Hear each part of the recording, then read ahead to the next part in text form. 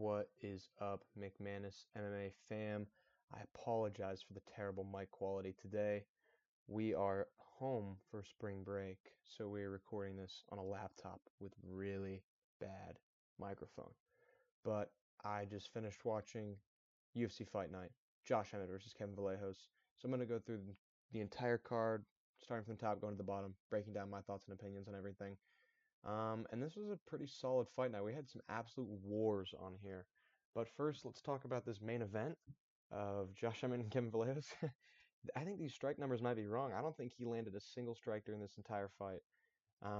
Yeah, Kevin Vallejos dominated, got a knockdown pretty early. Well, earlier than when he knocked Josh Emmett out, but pretty early, and then proceeded to sat him down bad, just hit a button with his right hand on his chin, sat him down, landed some nasty ground and pound. Josh Emmett got back up and was kind of Anthony Smith maxing against the side of the cage, and Ken Vallejos just pelted him to shit, and he was out cold.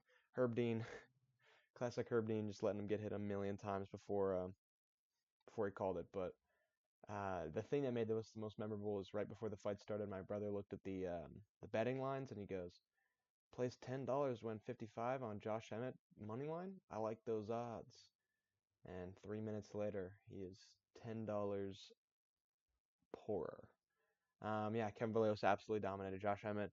I was expecting him to take the gloves off and retire because at this point, I don't know what's left for Josh Emmett. Also, no beard is not a good look. He looks more like a Falmer than normal.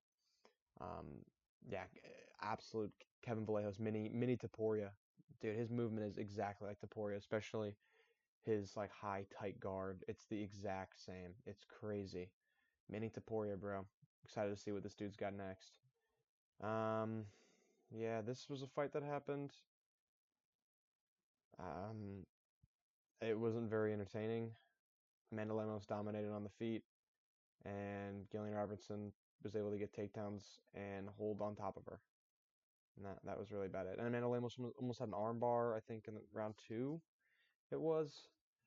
Yeah, I was not really excited to watch this one, especially after the two fights that came before it. So Gillian Robertson, I predicted her to win this fight by decision, and surprise, surprise, surprise. Yeah, not very entertaining. Not very entertaining at all. This was a crazy fight. I don't know why people are saying robbery, robbery. Andre Fili won this fight like a takedown in the last 20 seconds of a fight. Excuse me. Oh, I'm so tired. Leads to anything of value, but yes, I would say Jose Delgado lost the first round. He got wobbled really hard. Took a crazy right hand by Andre Fili, and then really built as the fight went on. Every time that he would get taken down, he'd get right back up, um, and just landed the better shots, especially in round two and three. I thought he won round two and three. A judge gave him nobody gave him round one, which I'm glad, but I saw that one judge gave Feely round three, I think. And it's like, yeah, round three was close, but I just thought that Jose Delgado landed the better shots and was more active on the feet than Andre Feely was. I mean, these numbers tell you everything. A takedown in the last 20 seconds of a fight is not going to win you the fight, my friend. I'm sorry. So everybody that thought Andre Feely won this fight um, complained that Song Yadong was robbed or something. I don't know. I don't know. But I thought Jose Delgado won this fight. He clearly won the last two rounds. Rewatch it, I guess. It was war. It was a great fight. This fight was absolute cinema. We all knew that this was going to be a great fight going into it. Bro, this fight was insane. This fight was crazy. Marlon Wahiki has zero defense. If he fights anybody at featherweight with power, he's going to be put to sleep. However, Harry Hardwick does not have power, but he has heart. And I'll give him that. This dude stayed in this fight. He was getting hit with these absolute power bombs from Rahiki, and he was still standing. So I got to give a lot of credit to him. However, in round two, he takes a nasty right hook that broke his jaw.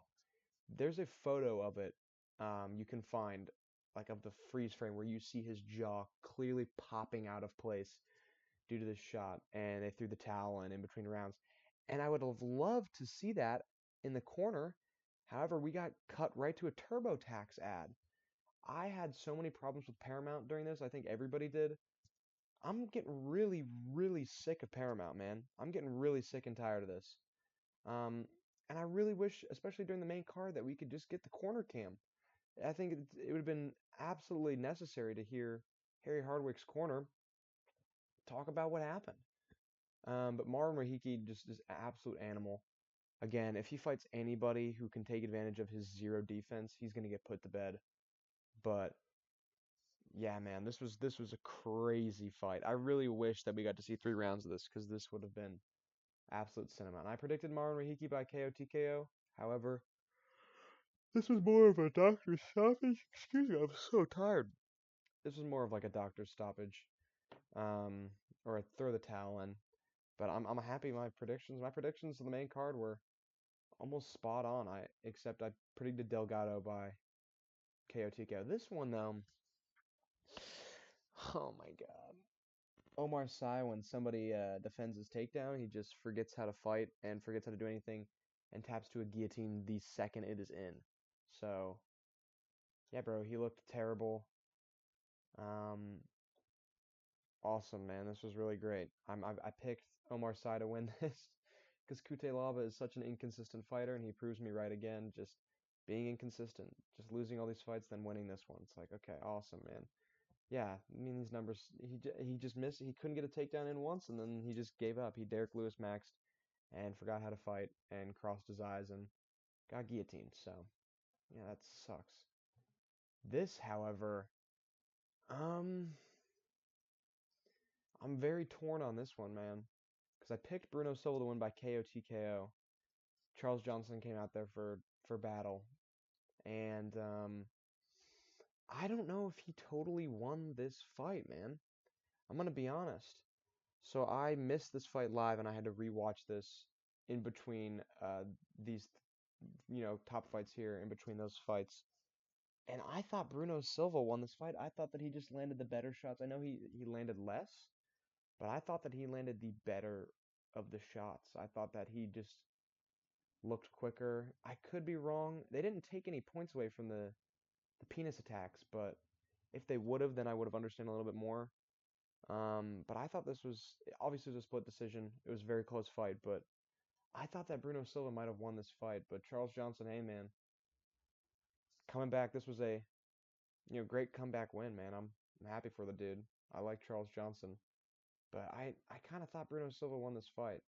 So let me know if you thought that if you watched this fight and you thought Bruno Silva won, or if you thought Charles Johnson won. But I thought Bruno Silva won. Moving on to the prelims, bro. This should have been on the main card. Mictebek Orlobai domination. Domination. 19 takedowns in a single fight. Are you kidding me? This fight was ridiculous. He was dumping Chris Curtis on his head every 30 seconds. I thought they have no submission attempts. He attempted 2 rear naked chokes. I thought the first one was in. I think at the end of round 1 or 2. I thought that was in, but I guess not. Dude, this was an absolute Mictebek Orlobai grappling masterclass. This dude is a beast. Give him a ranked opponent immediately. I don't understand. This dude's gonna be welterweight champion one day. Give him Islam. Oh my gosh, I'm dying again. What is going on? Maybe that's what Ali Abdelaziz is talking about. We've got something big coming up. We've got a big fight plan. It's not Michael Morales. It's not Ian Gary. It's not Taporia. It's not Carlos Pratas. It's not JDM. It's Mektabek Orolbai. So I don't know. Mektabek Orolbai masterclass. Hey, my last video. You can look at the thumbnail. I predicted a Mektabek Orolbai masterclass, and we got exactly that. We got probably one of the craziest Mektabek. Now I wouldn't say it's the craziest performance of Mektabek, but this dude looked absolutely crazy out there. This dude looked so good. Um, and I'm very, very happy with his performance. Again, 19 takedowns out of 24. That is insane. That is insane. And I get a notification right now that somebody commented on my last video with wow, Orlobai meat emoji. Who's this guy? It's a Russian name. I can't pronounce this guy's name. But shout out to you, my friend, if you watch this video, who commented on the last video. Shout out to you, my friend. Um, we are celebrating Make Quebec Orlobai Masterclass. Absolute incredible fight. Also, absolutely incredible fight. Stephen Aspin wins round one, almost knocks out Vito Petrino. And I was talking about that he's a volume striker and he lands hundreds of strikes a fight and doesn't knock these guys out, and that's kind of a power problem. But he proved me wrong in that first round and really defended the grappling insanely well, which was I was worried about. I thought that he was going to lose this fight on decision based on grappling and control time. But he defended the grappling super, super well. Every time he was in a bad position and, pressed against the cage or even on the ground, he was able to reverse it and get back up. And for that, I got to give my hat off to him. Round two, he just couldn't get his gears moving. He couldn't get into it. Petrino was just too fast for him, way too fast. Had crazy power, and I got to give up to Asplund. He didn't get knocked out. There were times where we were watching and we were going, oh my God, he's about to get knocked out. He's getting pieced up bad. His mouth guard got punched out of his mouth. Um, yeah, man, Petrino was just too fast for him. Just way, way, way, way, way too fast for him, and had a really great power. And Petrino wins by decision. I know Asplund really thought that he was going to win that, and it was a very close fight, but I just thought Petrino landed way more in the second and third round. Um, that I thought it was fairly obvious that he won the fight especially after the end of the third. I said, well, there's no way he doesn't win this fight. So I got to give it up for Asplund for sticking in this fight, man. He can. I think there's ranked dudes that he could beat. Um, no questions asked. I just think Petrino was just kind of a mismatch, and dude was just way too quick and way too powerful for Asplund. But he'll be back. He's an extremely entertaining fighter. He's got a ton of heart, and this is still my boy. I'm still gonna be rooting for him no matter what. I picked Petrino to win by decision, but still, um, I was rooting for Asplund beginning of the fight. This one was, and I did not expect this at all. First round, Yu So Young just dominated the grappling entirely, and then the second round starts, and I had just arrived to the comedy show that I was going to with my dad and my brother, and I'm trying to find my seat as they start round two. I sit down, I look down at my phone, and the fight's over. I go, oh my God, I gotta rewind. He Dude, oh my gosh, I think he caught him with a nasty, I think it was a right hand, sits Yuso Young down, and then just locks up a rear naked on him, and got him with a rear naked choke. Fight was over before I could even sit down, man.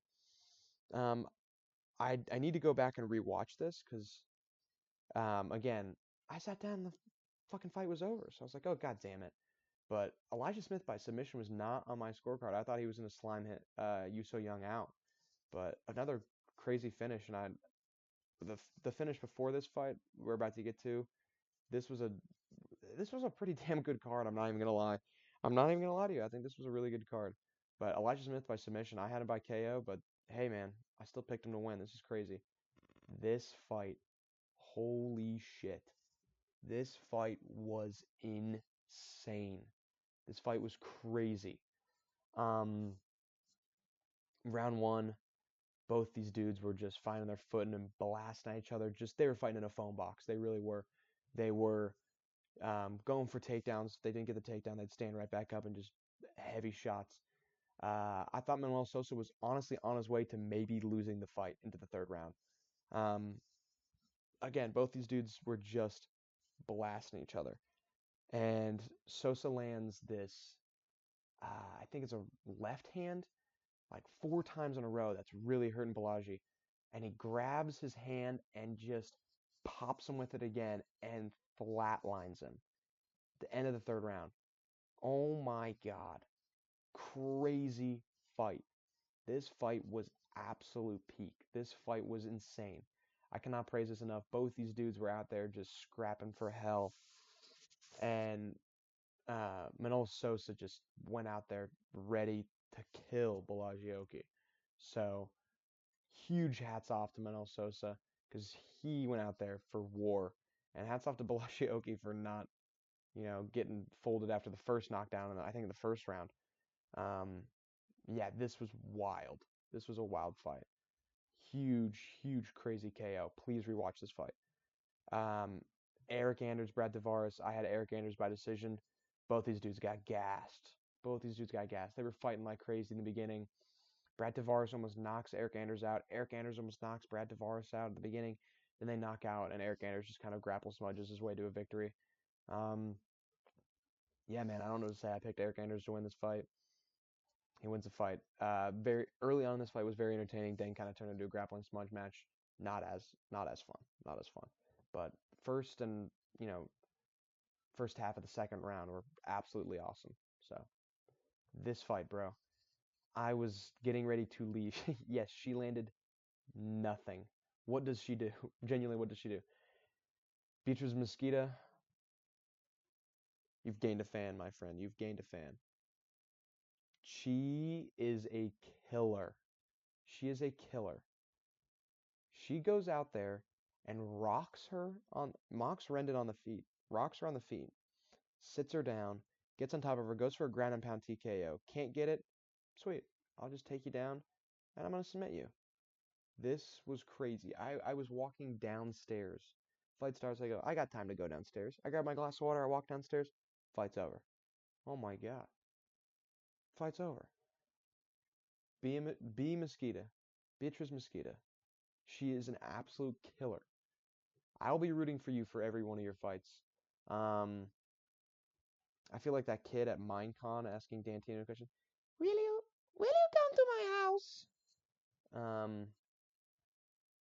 I'm not gonna speak on this furthermore. She is a fucking killer. Rewatch this fight. She is insanely powerful on the feet and on the grappling. This chick is a problem. Hedger Sosa, Luan Lacerda. This was absolute war. Hedger Sosa just dominated. They were fighting in a phone box. And shout out to Paramount for just muting the third round entirely until the ads started playing. Then the ads had full volume. Thanks, man. So many problems with Paramount throughout this entire card. Crashing. I haven't moved locations and it just buffers and then switches to, some CBS channel. It's like, oh my God, this is driving me absolutely crazy. Hedger Sosa just had on the gas a little bit more than Luan Lacerda, especially later on. He kind of just stayed in it. They were just throwing haymakers. Hats off to both these dudes for having chins of iron, especially Luan Lacerda has an iron chin. It's just crazy. Yeah, I predicted Hedger Sosa to win this by decision, and he won by decision. He absolutely murdered Luan Lacerda on the feet, man. This was a crazy, crazy, crazy fight. Fighting the phone box. I wonder if on the replay it'll mute the third round again, because shout out to Paramount for just muting it. That was awesome. Thanks, Paramount. Expect a Paramount rant video, maybe when I get back from my little vacation, because I'm extremely fed up with how Paramount has been treating this and how UFC just doesn't care. Of course, when I pick Sam Hughes to win, and I say, dude, she looks good on the feet. She looks like she's sleepwalking through this entire fight. And Pierre Rodriguez literally just beat the ever-living hell out of her for 3 rounds everywhere the fight went. And I ate my words. I only missed, I think, 2 picks on this entire card, this fight and then the Cutelaba fight. Other than that, I think my picks were damn near perfect. So maybe I'm a god, but yeah, bro, come on, man. The second I picked Sam Hughes, well, one, she looks like Uncle Ive without a beard or Marab. And I was like, wow, dude, she's improved a lot in the last couple fights, and she got the shit kicked out of her. So, awesome. I have my words on that. Yeah, honestly, besides this fight and the end of this fight, dude, this fight was buns. Other than that, this card was actually really good. I don't know if anybody else on this card was actually really good. I actually just had a really good time watching this card. I was moving around a lot while watching it, but that's okay, man. That's okay. I had a great time watching it. Again, I apologize for the audio quality of this video, and hope you guys made it to the end of it. If you watched this fight night, did you also think it was very good? I thought it was very good. Comment Orlobai masterclass if you made it to the end of the video. Yeah. Oh, yeah. Oh, yeah. I'll see you guys later. Peace.